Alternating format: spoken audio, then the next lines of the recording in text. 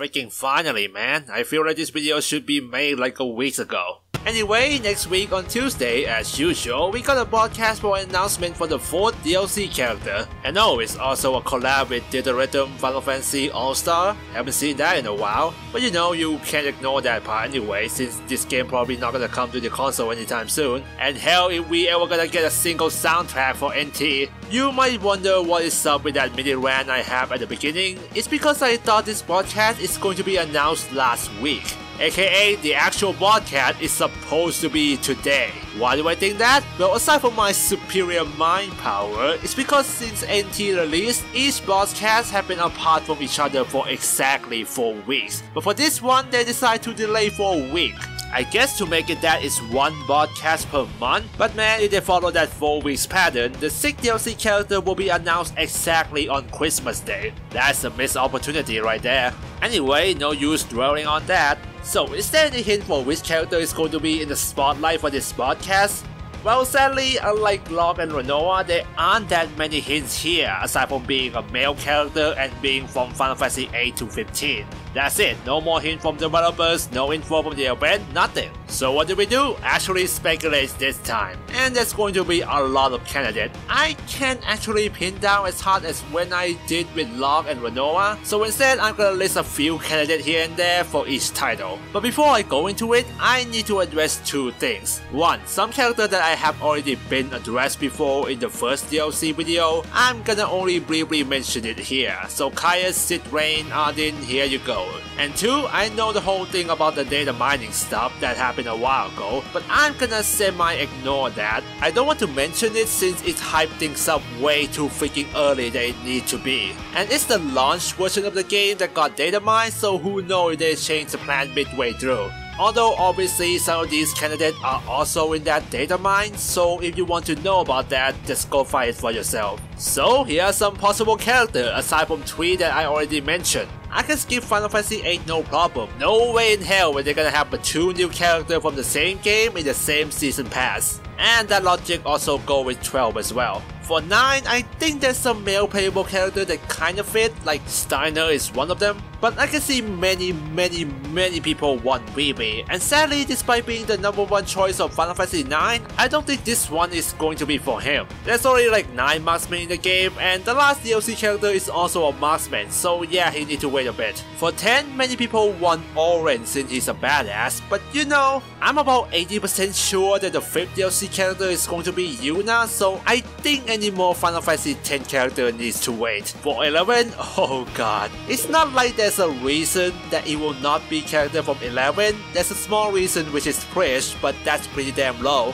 But being an MMO with a lot of expansion that I haven't played, there's gonna be a number of characters here, so I'm just gonna focus on Villain now. Also the same case as 14 as well. That game is not even close to done yet and it's have even more antagonists than 11. Well, whatever, let's just open the wiki and look who is good. A Shadow Lord, wow, is that really his name? He is the villain from the original Final Fantasy 11, although I don't really want to pick him though cause he sound and feel generic. I mean, how could I know, I haven't played 11s, but I'm gonna pick other bad guys here. There are the 3 bad guys from the expansion that seem to be relevant, but from the look of it, there's only one that really fit. Nag Marauder doesn't even have a boss fight. Ethernosh has boss fight, but he's a mage, so yeah, pretty much the same case with Vivi. So we live with Kama and Notch, who got some nice Royal Knight motif going on, which will fit Vanguard class perfectly. He got some unique attack with some debuff magic, and it would be cool to have a villain version of Warrior of Light.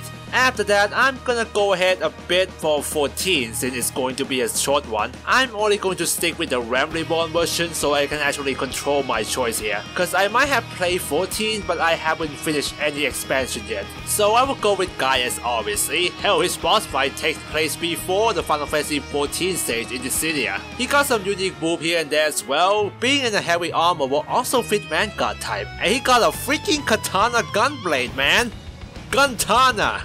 That was dumb, but yeah, he will fit nicely. For 15, I can't really imagine anyone other than Arden for villain, unless they will go with hero, so yeah, nothing to add here. And now, let's go back to 13. I've been talking about both Caius and Sid Rain a lot before. Hell, I make a whole video on Sid Rain moveset. Again, I'm not gonna bother with those 2. The one I'm going to add to the possible roster though is Snow, who can fit a lot of different requirements and have a lot of moveset potential. He's a hero but can also be sort of brilliant in Lightning Return, I mean for a short while and he's not really evil, but so does Jack and maybe Kuja in Dissidia NT. He appears as a playable character in the original 13 and a boss fight in the 2 sequel, and all of them has a different style or ability, so he has a lot of material to work with. His original 13 tanky character with Commodore and Sentinel as his main paradigm, his 13-2 DLC boss fight that focused on offensive barrage of attack and increased his power the longer he focused on the same target,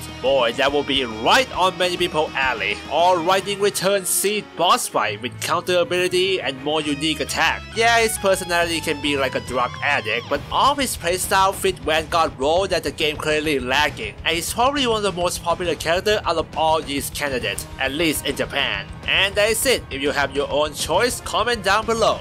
And don't ruin my fun by mentioning data mining, okay? Look at it for yourself and keep it for yourself. Just wait for next Tuesday and we can scream at each other later when you got it wrong. I'm 2Basicer and thank you for watching.